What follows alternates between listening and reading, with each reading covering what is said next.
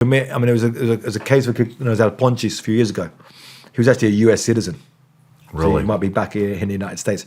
But he was, this was going back a few years, and there was videos of him where they had guys hanging up, and he was part of the crew, and he was like a little mascot with the crew, like beating and torturing these guys. And then when the military caught him, and there was journalists around there when the military caught him, and I know one of the guys who was there, and he asked him this, that they put the cameras up. And this guy's got 3 sons and was kind of knew how to talk to him. And was like kind of stern, what have you done? I was like, I decapitated 4 people. It's like a 14-year-old kid said that. I had it on camera, so it was on TV. It became a kind of big scandal. And the guy did 5 years or so. He's out, released, probably up here in the United States now. Other cases where people are older and they can give them longer sentences. But it's like how much, if you're the mother whose son was dragged away and murdered, you're going to want them in prison as much as you can. There's no death penalty in Mexico. Even a country where you can have 35,000 murders in a year and no death penalty. That's ironic, isn't it? Yeah. And another thing is that a lot of the time they call the hits executions. Really? So they call them in Spanish, they're like executions. They used to use the word like ejecutados, executed. So it's there like, from them it's like, well, from the cartel point of view, we have a kind of process here. We made a judgment, the guy's got to go, we're going to execute him.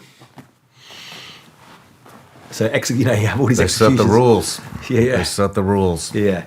But yeah, on the flip side, so on the one side, you've got, I really do believe in the social programs, particularly, say, for the younger kids. 12 years old, before they've been recruited. But, you've got to have create law enforcement. You can't have impunity. You can't have... Now, in Mexico overall, about 90% of murders go unpunished. Now, it's really a bit more than that. That figure is like based on saying for every 100 murders, in 10 of those cases, somebody has been sent to prison or given sentence for those murders. The other 90, nobody has. Sometimes, really, though, they only caught one person, but there's several people involved. Sometimes they caught the wrong person. In some states, it's like 98% impunity. So for every 50 murders, only one of those cases has somebody being sentenced to it. Imagine if you're, you could be a hitman, but also just a regular guy. You want to kill somebody, you think, well, I've got 1 in 50 chance of being caught. Not exactly a deterrent. So it's like you've got to fight impunity. But to do that when the situation is so bad, right? Like right now, you've got to have pretty hard enforcement and to try and bring things down. Kind of set some rules and kind of like push this down from where it's at right now, which is like on the edge, on the cliff of the abyss. Interesting. Rewinding real quick all the way back to what we talked about, declaring them a terrorist organization or some type of insurgency. What would the downfall be? The downside be of that. So we're talking about from the U.S. policy point of view, yeah? We can talk about it from any. Or from the Mexican. Because the Mexican, they do use sometimes terrorist charges against them. I'm asking because I feel like the minute that happens, that they get declared a terrorist organization or an insurgency, funding is going to come extremely fast, and there's going to be a ton of it. So that's why I don't understand why they don't just. Okay, so like say we look at this, like U.S. says, let's look at the Sinaloa cartel or the Jalisco New Generation cartel, particularly been mentioned. But look at the Sinaloa cartel. So say if you declare, okay, the Sinaloa cartel is a terrorist organization,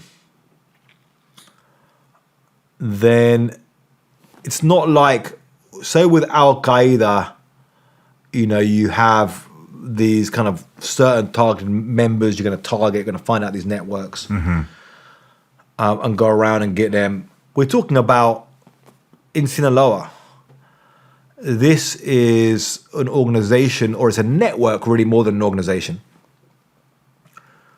with hundreds of thousands of people involved in this. I mean, this is like you go to these villages, you go to town, go to the city. This is just a huge, huge thing.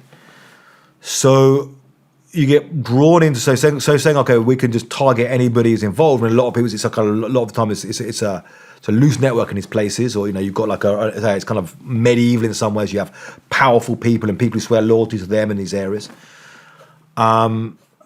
You're going to go in, we're going to go to Mexico with US drones. Like, even if you take out 50 of these guys, 100 of these guys, it's going to keep on coming back. You're kind of drawn into a real swamp there. And, you start flying those kind of missions into Mexico. Is that going to, it's not like there's a quick go in there and take it. It's not like there's like 1,000 guys you can take out. Mm-hmm. The problem's over. In the country of Mexico, we're talking about millions of people. It's more like, because these are, say, sprawling organizations. And you say they're involved in a bunch of stuff. It's not only drugs anymore. Drugs are huge, and drugs finance them and make them so powerful. Because when you don't make billions and billions from drugs, you buy so many guns, you train so many sicarios, you buy so much corruption, protection, you become a very, very powerful group, which then allows you to do a bunch of other stuff. So then, okay, human smuggling into the United States. I was down in Tijuana, and I found a human smuggler there. Initially he was like, I went there. And I asked about who's this, and then said, "Oh, it's this guy here." He's there's been these, they call them polleros, who are like chicken herders. And at first it was like, you could be anything. And you're a white guy. There's Ukrainians, Russians. There's anybody all around the world. They're looking for money all the time. And I went there, and I very quickly said I was a journalist because I didn't want to string him along too much, because as soon as that he was like changed. But he confirmed numbers with me, and I confirmed them with a guy who ran an American ICE agent who ran a task force looking at these immigrant smuggling groups, and he had a lot of sources inside as well. The numbers are pretty much there.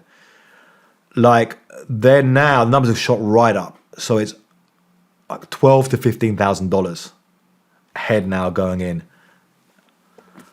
More like they would take them on boats around the coast, like $18,000. They got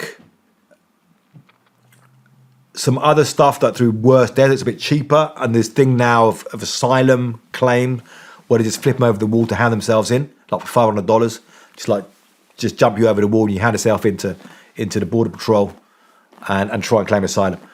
But anyway, people actually sneaking into the United States. You've got millions of people paying for this services. So to do the maths, the Mexican Foreign Secretary said they reckon over 10 billion a year on human smuggling. Where are they getting this money? The smugglers, the migrants paying. Mm-hmm. Well, you think about that. You just said $12,000 to $15,000 a head. Yeah. And these people are coming from nothing. Yeah. Making, I think you threw the number out, $300 a month. To be a lookout for a cartel. Where do they come up with $12,000, $15,000? Yeah. So say if you got, you might have family members in the United States already. Think about the investment.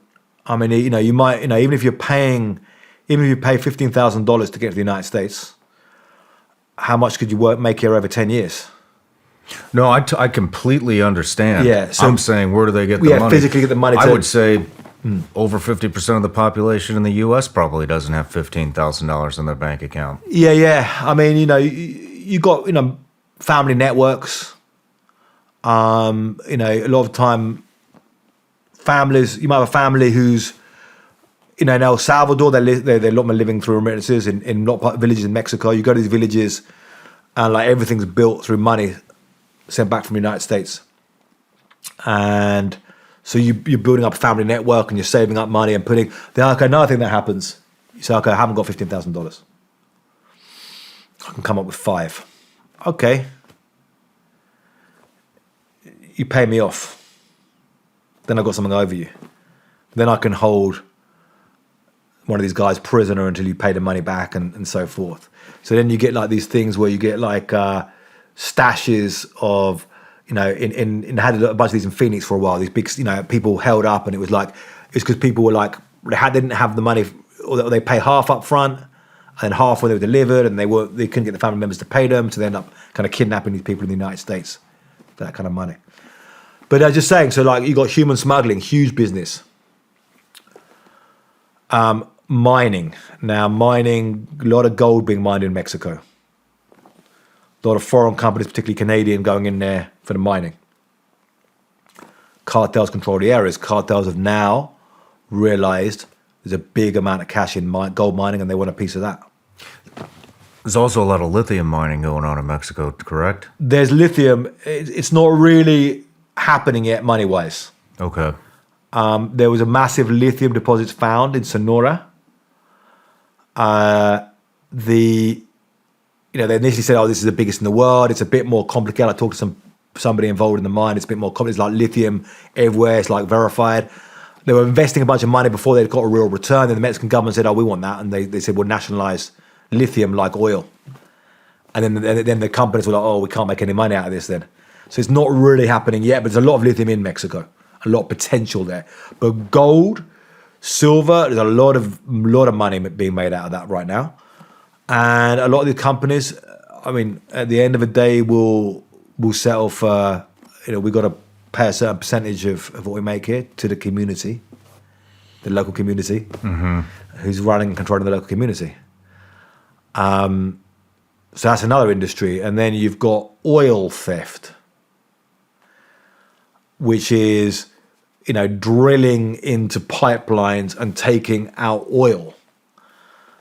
And that's worth billions a year. I had no idea that was happening. Yeah, huge. They call it, in Spanish, they call it huachicoleros. Huachicol is stolen oil. Been a big deal for a lot of years. So you got, Mexico's a huge oil producer. And these groups who are now taken over by cartels or working with cartels, but there's a tradition of these oil thieves. They often drill two holes. They'll drill in one hole to take out oil and drill in another hole to put in another liquid to try and equalize the pressure. There was one incident, there was like a really bad drill, the oil was spurting out, and a bunch of people from the local town came and started filling up all their gas cans, and then it exploded and it killed like over 100 people. It's like brutal. But yeah, huge. An incredible loss for government. And this president's tried to crack down on oil theft, but it still goes on. I've been to a place in Sinaloa where they're selling stolen gasoline. And you drive in there, and it's not even that, it's too cheap, but it's like, say, 35-40% cheaper than it is at the pumps. So it's cheaper, but it's not like, dirt cheap considering it's stolen gasoline. And I went in there with a guy I work with in Sinaloa. And we went in there, we drove in there, and they had a bunch of these just big old like plastic cans or plastic containers of gasoline. And they were doing this spraying this stuff all the time because of the smell, I think. And they went in there and he filled up his car, and there's other cars there, nice cars, different stuff. They go in there, paying cash, buy stolen gasoline. That's refined gasoline. So you got that business as well. You've got product piracy, pirated goods, truck theft. There's a huge amount of cargo theft in Mexico. And then markets which sell stolen goods. And so you've got, enormous... So they have a lot of verticals. Yeah. You've got their diversified organized crime networks is really what they are now. But drugs are still huge, and selling drugs locally and trafficking drugs. So there's got to be something done about this. Societies shouldn't live with this. And you're seeing, I think, for the last couple of years, more of a lean towards harder approaches. Would you like to see them be labeled a terrorist organization personally?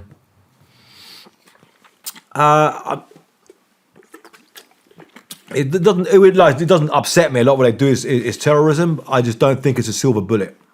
Okay. I mean, I can see, that I could, can hear arguments about this from. I can see from certain American law enforcement perspective. You can just say go after these guys. You don't have to go through like the DEA. When they go after these guys, they do a lot of paperwork. They build up files on these guys, and it takes them like 2 years sometimes to they build up, and they got to build all this. They have to have these informants and these wiretaps and all this stuff, and they're building up this paperwork. Go before a grand jury and get these indictments, get them out, and then get the extra. They're like years bogged down in this stuff. And then by that time, the guy's already being killed, and someone else is like running stuff.